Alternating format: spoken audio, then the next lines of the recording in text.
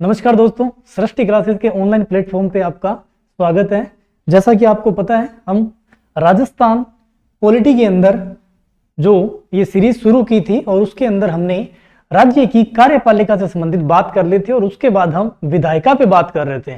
तो विधायिका के जो पहला पार्ट था उसके अंदर हमने विधानसभा के बारे में चर्चा की थी और आज की क्लास जो है हमारी, या आज की जो चर्चा रहने वाली है हमारी, वो भाग 2 और इसके अंदर हम पढ़ेंगे विधान परिषद के बारे में।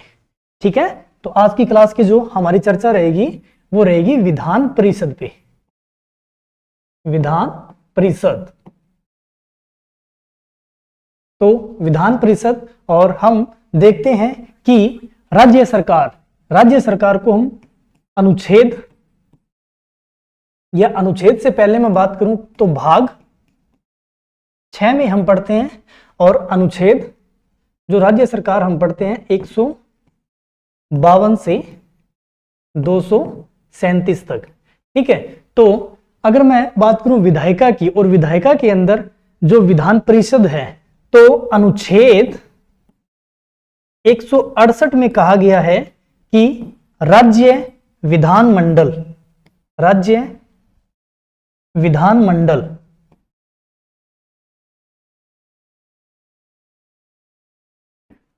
विधानमंडल का गठन। और इस राज्य विधानमंडल की जब हम बात करते हैं तो हम 2 सदनों की बात करते हैं, एक तो विधानसभा और विधान परिषद। जैसा कि केंद्र सरकार, अगर हम केंद्र सरकार की ओर अध्ययन करते हैं तो उसके अंदर हम संसद में 2 सदनों की बात करते हैं, कौन कौन से? लोकसभा और राज्यसभा। तो उसी की तर्ज पर हम राज्य में बात करें तो विधानसभा और विधान परिषद का अध्ययन करते हैं। ठीक है, तो अनुच्छेद 168 की जब हम बात करते हैं तो उसके अंदर विधान मंडल और उसमें 2 सदन, तो दोनों सदनों में से अगर विधान परिषद की बात की जाए तो इसे उच्च सदन भी कहा जाता है। और इसके साथ विधान परिषद 159 में इसके गठन की बात की गई है, 169 है ना, 169। तो राज्य के लिए विधान परिषद का गठन।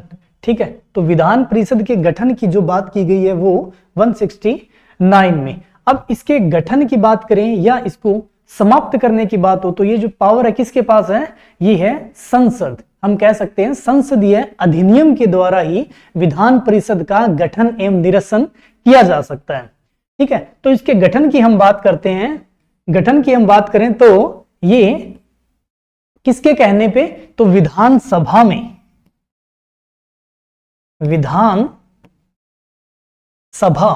विधानसभा के अंदर जो उपस्थित सदस्य होते हैं, उपस्थित सदस्यों के बहुमत और उसमें मतदान करने वालों के 2/3 बहुमत, उपस्थित सदस्यों के बहुमत एवं मतदान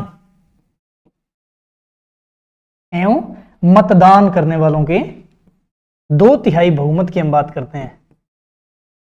मतदान करने वालों के 2/3 बहुमत से यह प्रस्ताव पारित किया जाता है और उसके बाद राज्यपाल की अनुशंसा पे संसद द्वारा, कि विधानसभा में तो हमने कह दिया कि उपस्थित सदस्यों के बहुमत और मतदान करने वालों के 2/3 बहुमत से यह प्रस्ताव पारित होता है, और इस पारित होने के बाद विधानसभा में फिर राज्यपाल के द्वारा ये संसद को भेजा जाता है, और संसद में इस पे दोनों सदनों पे चर्चा होती है और दोनों सदनों में इसे साधारण बहुमत से पास करवाया जाता है, और साधारण बहुमत से पास होने के बाद फिर संसद द्वारा ही इसे गठन या इसका निरसन किया जा सकता है।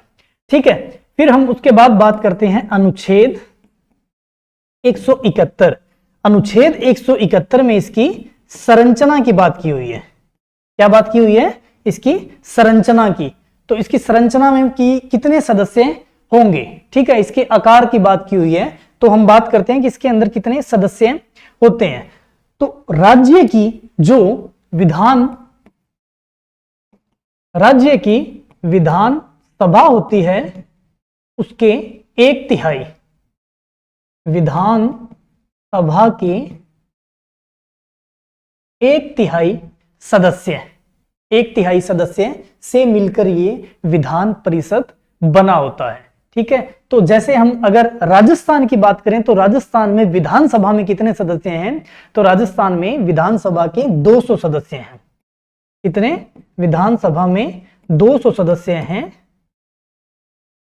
राजस्थान में। ठीक है, तो यहां अगर विधान परिषद का गठन हो तो कितने सदस्य आ सकते हैं? 66 सदस्य, मतलब कि 1/3 सदस्य, विधानसभा का 1/3 सदस्य ही विधान परिषद के अंदर होते हैं। तो अभी तक अगर वर्तमान में बात करें हम, तो किन किन राज्यों के अंदर वर्तमान में विधान परिषद किन किन राज्यों में है? वर्तमान में किन किन राज्यों में है? तो हम देखते हैं, एक तो उत्तर प्रदेश और बिहार, महाराष्ट्र,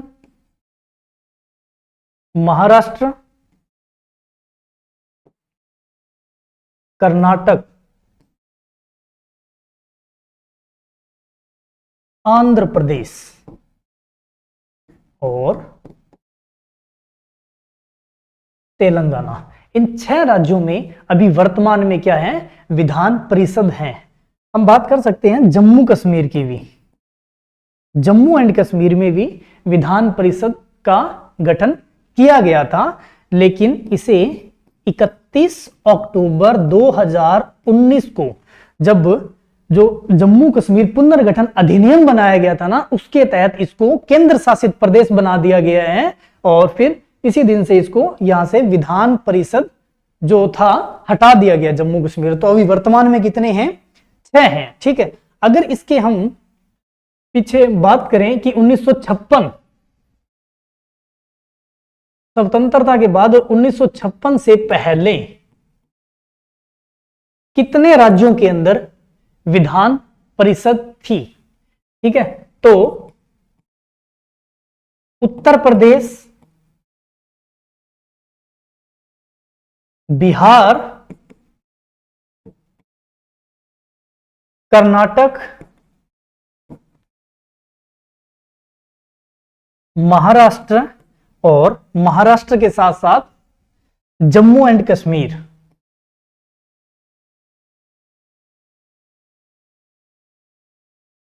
जम्मू एंड कश्मीर, इन राज्यों के अंदर क्या था? विधान परिषद का गठन किया गया था।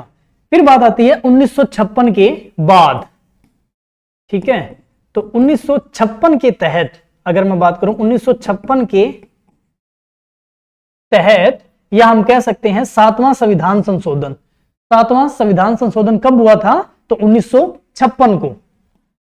तो 1956 के तहत और किन राज्यों में विधान परिषद का गठन किया गया था? तो फिर बात आती है तमिलनाडु,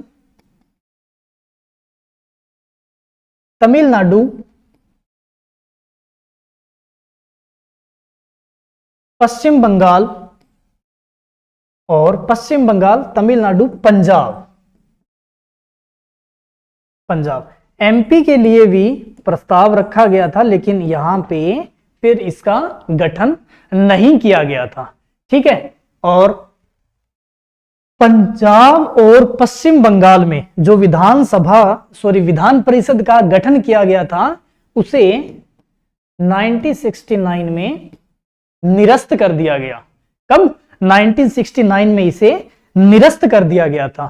ठीक है, अच्छा, उसके बाद फिर अगर तमिलनाडु की बात की जाए तो तमिलनाडु में 1986 को इसे निरस्त कर दिया गया। कब? 1986 में निरस्त कर दिया गया। ठीक है, फिर अगर मैं बात करूं आंध्र प्रदेश की, किसकी? यहां पे आंध्र प्रदेश को भी 1956 के तहत ही बनाया गया था और इसको भी फिर 1985 में निरस्त कर दिया, लेकिन 2007 को इसे फिर से विधान परिषद का दर्जा वापस दे दिया गया कि राज्य, अगर हम बात करें आंध्र प्रदेश में फिर से विधान परिषद का गठन किया गया। तो ये थोड़ा सा फैक्चुअल पार्ट है, ये थोड़ा ध्यान में रखना आप। और इसके बाद फिर हम आगे नेक्स्ट बात करते हैं कि अब जो विधान परिषद जो बनी है उसके अंदर जो सदस्य हैं, हमने बोला कि विधानसभा के 1/3 सदस्य ही इसके सदस्य हो सकते हैं। तो उन सदस्यों का जो चुनाव होता है वो किस प्रकार से होता है, तो उनके निर्वाचन की हम बात करते हैं। ठीक है, तो इनका निर्वाचन किस तरह से होता है, तो विधानसभा का निर्वाचन तो प्रत्यक्ष रूप से होता है और विधान परिषद की बात करें तो अप्रत्यक्ष रूप से। कैसे? अप्रत्यक्ष रूप से इनका निर्वाचन होता है, या हम कह सकते हैं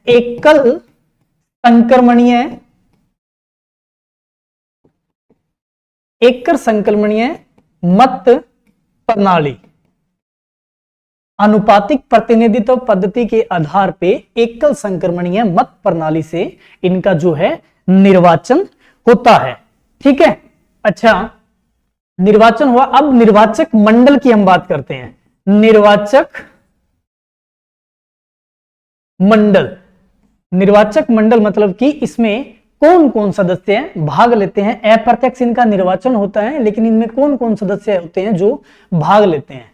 ठीक है, तो 1/3 सदस्य, 1/3 सदस्य कहां से? स्थानीय निकायों से, नगरीय निकायों, जिला बोर्ड या संसद द्वारा कोई और निर्धारित किया गया हो जिसे स्थानीय निकाय का दर्जा दिया गया हो, वहां से सदस्य आते हैं। तो मैं लिख सकता हूं स्थानीय निकाय, स्थानीय निकायों के द्वारा। ठीक है, और 1/3 सदस्य, 1/3 सदस्य विधानसभा के सदस्यों द्वारा, विधानसभा के सदस्यों द्वारा। 1/3 सदस्यों का तो स्थानीय निकायों के द्वारा चुनाव किया जाता है और 1/3 सदस्यों का विधानसभा के सदस्यों द्वारा, जो कि विधानसभा के वर्तमान में सदस्य नहीं हैं, उन्हें इनका सदस्य बना दिया जाता है विधान परिषद का। ठीक है, नेक्स्ट तो हम कह सकते हैं 1/12 सदस्य, 1/12 सदस्य स्नातकों द्वारा, जिनको 3 वर्ष हो चुके हों, 3 वर्ष पुराने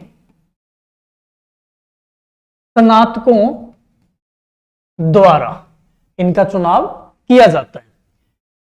1/12 सदस्य उन शिक्षकों द्वारा, कौन से शिक्षकों द्वारा? जो माध्यमिक शिक्षा या उससे उच्च शिक्षण संस्थानों में अध्ययन करवा रहे हो, लेकिन उन्हें भी 3 वर्ष का अनुभव हो। ठीक है, तो हम लिख सकते हैं 3 वर्ष के अनुभव वाले शिक्षक जो माध्यमिक या उच्च शिक्षण संस्थाओं में अध्ययन करवा रहे हो, उन्हें 3 वर्ष का अनुभव हो। और 1/6 सदस्य, 1/6 सदस्य राज्यपाल द्वारा मनोनीत किए जाते हैं। राज्यपाल द्वारा मनोनीत, राज्यपाल द्वारा मनोनीत किए जाते हैं। तो वो कौन कौन से विभाग से आते हैं? तो साहित्य, कला, विज्ञान, समाज सेवा एवं सहकारिता आंदोलन, सहकारिता आंदोलन में विशेष ज्ञान रखने वाले सदस्यों को ही राज्यपाल द्वारा मनोनीत किया जाता है। अब इन सदस्यों के कारण कि यहाँ पे इन्हें विशेष ज्ञान होता है, तो हम कह सकते हैं कि इस विधान परिषद को बुद्धिजीवियों का सदन भी कहा जाता है, और इसके साथ साथ इसे उच्च सदन भी कहा जाता है। और अलोकप्रिय सदन, लोकप्रिय सदन जो होता है वो प्रत्यक्ष निर्वाचन जिसमें होता है, कौन से में? विधानसभा में, तो उसे लोकप्रिय सदन कहा जाता है, लेकिन विधान परिषद की बात करें तो इसे अलोकप्रिय सदन के नाम से जाना जाता है। ठीक है, नेक्स्ट तो हम देखते हैं इनके जो सदस्य जो आते हैं इनकी योग्यता क्या होती है। इनकी योग्यता क्या है? तो योग्यता एक तो है भारत के नागरिकों, भारत का नागरिक हो, और आयु की अगर बात करें तो इनकी जो आयु होती है विधानसभा की तो 25 वर्ष और विधान परिषद की बात करें तो 30 वर्ष, 30 वर्ष आयु या 30 वर्ष आयु पूर्ण कर चुका हो। इसके साथ साथ संसद द्वारा अन्य निर्धारित योग्यता हम लिख सकते हैं, अन्य निर्धारित योग्यताएं। ठीक है, और इसके साथ साथ फिर आरपीए एक्ट 1951 में जो निर्धारित योग्यताएं हैं उनके आधार पे ही इनको इस सदन का सदस्य बनाया जाता है। अब योग्यता के बाद अयोग्यता, तो इनकी अयोग्यताएं क्या होती है? तो सदस्यों की अयोग्यताएं एक तो वो दिवालिया घोषित ना हो, या वो पागल ना हो, और विकृचित जो पागल हो, है ना, वो पागल नहीं होना चाहिए, और लाभ के पद पे नहीं हो। क्या हो? वह लाभ के पद पे नहीं होना चाहिए। तो योग्यता और अयोग्यता। अब इस अयोग्यता की अगर हम बात करें कि इस अयोग्यता के आधार पे इसको सदस्य नहीं बनाया जाए, यह निर्धारित कौन करता है? तो इस अयोग्यता का जो निर्धारण की बात हम करें, इस अयोग्यता का निर्धारण जो होता है वो राज्यपाल केंद्रीय निर्वाचन, क्या लिखा है? केंद्रीय निर्वाचन आयोग, केंद्रीय निर्वाचन आयोग की सहायता से ही निर्धारण करता है। ठीक है, और अयोग्यता के साथ साथ हम देख सकते हैं कि इनकी जो सदस्यता समाप्त किस प्रकार से की जाती है।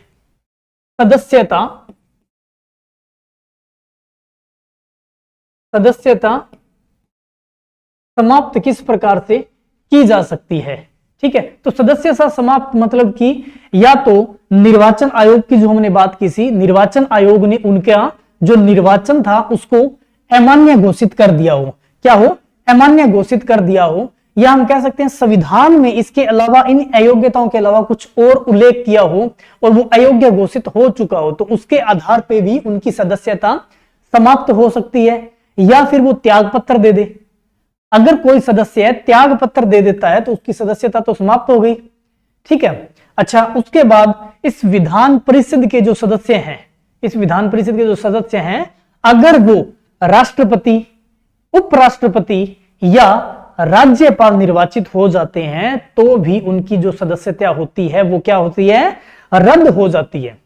अगर इन सदस्यों को हटाया जाए, सदस्यता समाप्त, या अगर इन्हें हटाना हो तो उस सदस्यों, अगर जिस सदस्य को हटाना है तो उसे 14 दिन पहले नोटिस दिया जाता है, और उसके बाद फिर उस पे उस सदन में चर्चा की जाती है, और सारे सदस्य अगर सामूहिक रूप से, अगर बहुमत के हिसाब से अगर बहुमत मिल जाता तो फिर इन सदस्यों को हटा दिया जाता है। ठीक है, अच्छा, उसके बाद इसी सदन की अगर हम बात करते हैं तो अनुच्छेद 182 इसमें कहा गया है कि इस सदन का एक सभापति होगा और एक उपसभापति होगा। क्या होगा? एक सभापति और एक उपसभापति होगा। जैसा कि अनुच्छेद 178 में एक अध्यक्ष और एक उपाध्यक्ष की बात की गई थी विधानसभा में, वैसे ही अनुच्छेद 182 में एक सभापति और एक उपसभापति। तो इनका जो निर्वाचन होता है वो किस प्रकार से होता है? तो इन्हीं सदस्यों से, विधान परिषद के सदस्यों में से ही इनका निर्वाचन किया जाता है। ठीक है, तो फिर इनकी शक्तियां क्या रहती है, ये क्या करते हैं?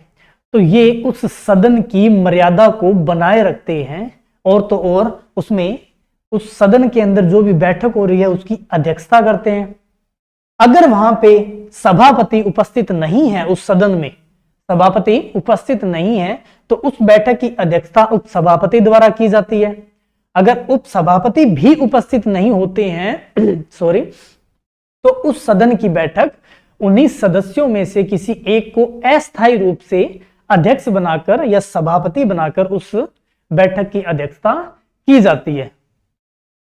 अगर इन्हें हटना हो या हटाया जाता है, तो हटाया जाता है तो मैंने बताया आपको 14 दिन पहले नोटिस देना होगा, और फिर सामूहिक रूप से उसमें सदन में चर्चा होती है और बहुमत के आधार पे ही इनको हटाया जा सकता है। ठीक है। अगर ये त्यागपत्र दे तो सभापति त्यागपत्र उप सभापति को, और उप सभापति अपना त्यागपत्र सभापति को सौंपते हैं, और उसके बाद ये त्यागपत्र देके और अपने पद से हट जाते हैं। ठीक है। अच्छा, फिर इस सदन की हम बात करते हैं कि इस सदन की क्या क्या शक्तियां हैं, इसके अलावा क्या क्या शक्तियां हैं। तो इसका जो निर्वाचन था, हमने निर्वाचन पे बात की कि इनका जो निर्वाचन किया गया था, तो ये जो अप्रत्यक्ष रूप से निर्वाचन, जैसे विधानसभा के अंदर हम बात करते हैं कि उनको आरक्षण भी दिया जाता है, तो क्या इस सदन में भी आरक्षण दिया जाता है क्या? तो आरक्षण का कोई भी इसमें जिक्र नहीं किया गया है। ठीक है। तो यहां पे सदस्यों के आरक्षण के लिए कोई भी जिक्र नहीं किया गया है। आरक्षण नहीं होता है। अब हम कुछ एक इसकी शक्तियों के बारे में बात करते हैं कि विधान परिषद की शक्तियां क्या क्या है। विधान परिषद की शक्तियां क्या क्या है। तो धन विधेयक से संबंधित, तो धन विधेयक को सिर्फ और सिर्फ ये 14 दिन तक रोक के रख सकता है। इसके ऊपर इसके अलावा कोई भी विशेष प्रकार की इनके पास शक्ति नहीं होती है।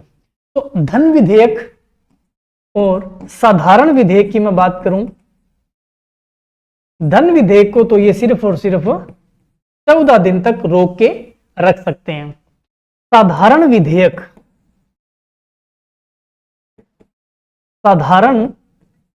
विधेयक को 3 माह तक रोक के रख सकते हैं, और उसके पास ये विधान सभा को भेज दिया जाता है। अगर विधानसभा इसे पुनर्विचार के लिए इस सदन में भेजती है, तो इनके पास 1 माह तक और रोकने की शक्ति है। मतलब कि हम कह सकते हैं कि 4 माह तक ये साधारण विधेयक को रोक के रख सकती है। ठीक है। अच्छा, इसके अलावा हम कह सकते हैं कि ये इसकी शक्तियों की अगर हम बात करते हैं, तो ये अपनी विधानसभा की स्वेच्छाचारिता को रोकती है। ठीक है। तो अच्छा, फिर गणपूर्ति,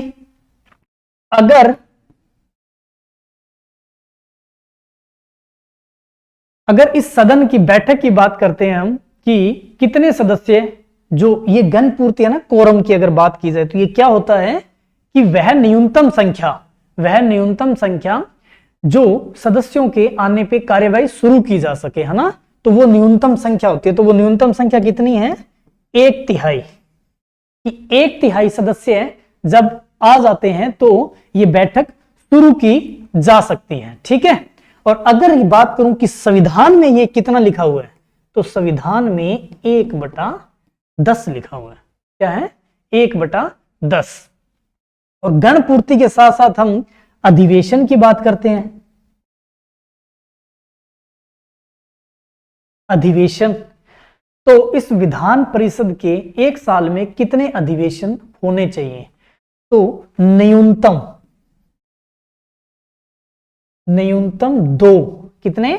न्यूनतम 2 अधिवेशन। और एक अधिवेशन के बीच में 6 माह से अधिक का अंतराल नहीं होना चाहिए।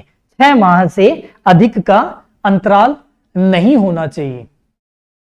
और जो शक्तियों की हमने बात की कि एक तो धन विधेयक और साधारण विधेयक, संविधान संशोधन विधेयक से संबंधित भी इनके पास ऐसी कोई शक्तियां नहीं है। संविधान संशोधन से संबंधित भी इनके पास कोई ऐसी शक्तियां नहीं होती है। या हम बजट, अगर बजट की बात की जाए तो इसके ऊपर सिर्फ और सिर्फ चर्चा की जा सकती है, मतदान नहीं किए जा सकते हैं। और फिर ध्यान में रखने वाली बात यह है कि ये उसके राष्ट्रपति के निर्वाचन में भाग नहीं लेते हैं। राष्ट्रपति के निर्वाचन में इनके द्वारा भाग नहीं लिया जाता है। तो ये तो थी हमारी आज की क्लास विधान परिषद से संबंधित। और कमेंट करके बताना कि ये आपको क्लास कैसी लगी। और अभी तक अगर आपने सृष्टि क्लासेस का यूट्यूब चैनल सब्सक्राइब नहीं किया है तो चैनल को सब्सक्राइब कीजिए और लाइक जरूर कीजिए। धन्यवाद।